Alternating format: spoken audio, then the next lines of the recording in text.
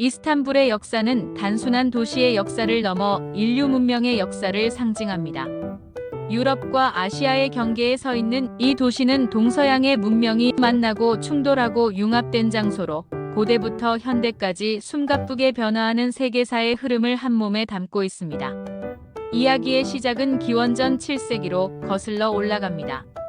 그리스의 식민자들이 보스포루스 해협의 전략적 요충지에 세운 작은 도시 비잔티움, 바로 오늘날 이스탄불의 첫 이름입니다. 전설에 따르면 비잔티움의 창건자는 비자스라는 인물로, 그가 아폴로 신전의 신탁을 따라 눈먼 자들의 땅 맞은편에 도시를 세우며 비잔티움이 탄생했습니다. 이 전설은 단순한 이야기 이상으로 이 도시가 얼마나 전략적으로 중요한 위치에 자리 잡았는지를 상징합니다. 당시 비자스가 선택한 위치는 흑해와 에게해, 지중해를 연결하는 절대적인 요충지였고 곧 도시의 번영을 이끌어냅니다. 비잔티움은 오랫동안 소규모 도시 국가로 존재했으나 로마 제국의 등장과 함께 도시의 운명은 급변합니다. 기원 후 2세기 로마 황제 septimius 세베루스가 비잔티움을 정복하고 재건하면서 도시의 규모는 한층 커집니다. 그러나 진정한 전환점은 330년 콘스탄티누스 대제에 의해 이곳이 새로운 로마의 수도로 지정되면서 시작됩니다. 콘스탄티누스는 이 도시를 제2의 로마로 삼고 대대적인 확장을 단행합니다. 도시는 콘스탄티노플이라는 이름으로 불리며 동로마 제국, 비잔틴 제국의 중심이 됩니다.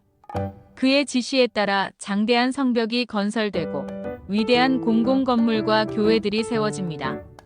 콘스탄티노플은 단숨에 세계에서 가장 위대한 도시로 부상합니다. 콘스탄티노플은 중세 내내 세계에서 가장 크고 부유한 도시 중 하나였습니다.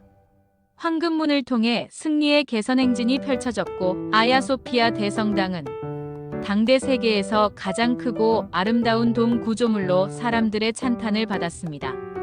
도시의 성벽은 난공불락이라 불렸고 크리스트교 문명의 방패이자 로마의 영광이 남은 마지막 불꽃이었습니다.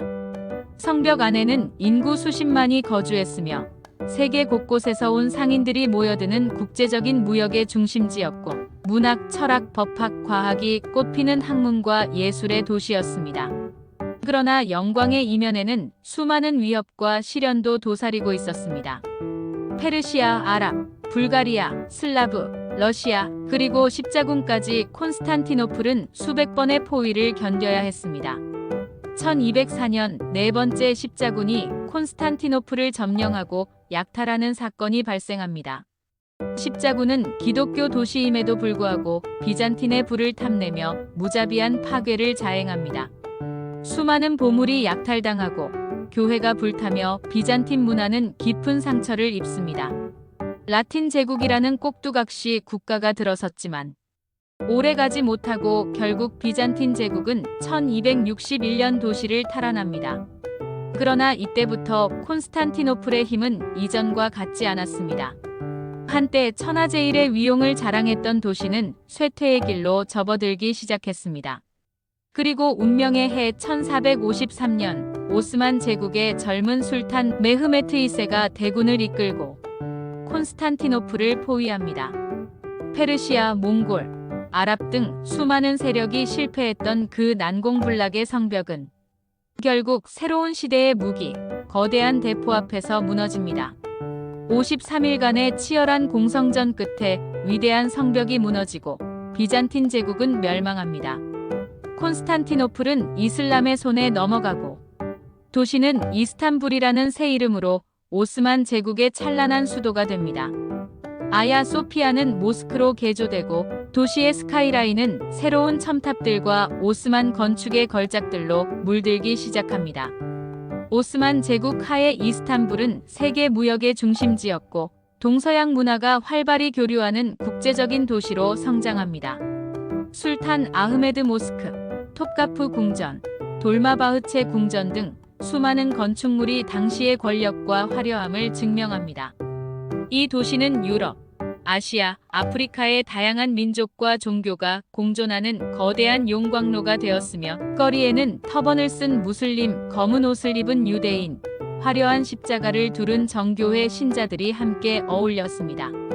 특히 톱카프 궁전은 오스만 술탄의 정치적 심장부였으며 하렘과 디반, 비잔틴 유산과 이슬람 장식이 어우러진 이 궁전은 세계 최고의 궁정 문화의 상징이 되었습니다. 그러나 오스만 제국도 영원하지 않았습니다. 17세기 이후 점차 유럽 열강의 발전과 산업화 물결 속에서 뒤처지기 시작합니다. 19세기에는 유럽의 병자라는 오명을 쓰게 되고 대규모 개혁인 탄지마트도 효과를 보지 못합니다. 이스탄불 역시 내부 정치의 부패와 외세의 간섭으로 서서히 빛을 잃어갑니다. 1차 세계대전 후 오스만 제국이 붕괴하면서 술탄 제도도 폐지되고 1923년 터키 공화국이 수립됩니다. 수도는 앙카라로 이전되지만 이스탄불은 여전히 터키의 가장 크고 영향력 있는 도시로 남게 됩니다. 20세기 내내 이스탄불은 급격한 인구 증가와 도시화, 현대화의 물결 속에서 전통과 현대, 이슬람과 세속주의가 충돌하는 복합적인 도시로 변화합니다.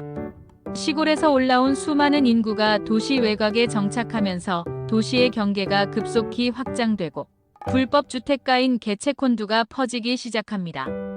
1980년대 이후 터키 경제가 개방되면서 이스탄불은 금융과 무역의 중심지로 재도약하지만 동시에 빈부격차와 주거난, 교통난이 심각해집니다. 골든 혼을 가로지르는 갈라타 다리 위에서는 무슬림의 기도와 현대적인 트램 소리가 공존하고 바자르에서는 천년 전통의 상인 문화가 여전히 숨쉬고 있습니다. 21세기 이스탄불은 세계적인 관광 도시이자 비즈니스 허브로서 새롭게 부활합니다. 보스포루스 대교, 파티흐 모스크, 돌마바흐체 궁전, 현대미술관이 새로운 랜드마크가 되었고 유네스코 세계문화유산으로 지정된 역사지구가 전 세계 관광객을 사로잡습니다. 하지만 이 화려함 뒤에는 그늘도 공존합니다. 인구는 1600만 명을 넘어섰고 무분별한 도시 확장으로 인한 녹지 파괴, 주택난, 교통체증이 심각하며 정치적 긴장과 종교적 갈등, 표현의 자유 어감 문제도 도시의 자유롭고 활발한 정신을 위협합니다.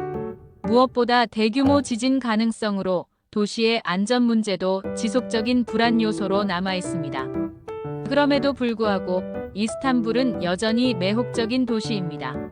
세계의 대륙을 넘나든 영광과 고난의 역사, 성벽 너머로 들려오는 무에진의 기도 소리, 트램이 지나가는 이스티클랄 거리, 황혼 무렵의 갈라타 타워 풍경, 수세기 동안 인간 문명이 남긴 발자취가 오늘도 살아 숨쉽니다.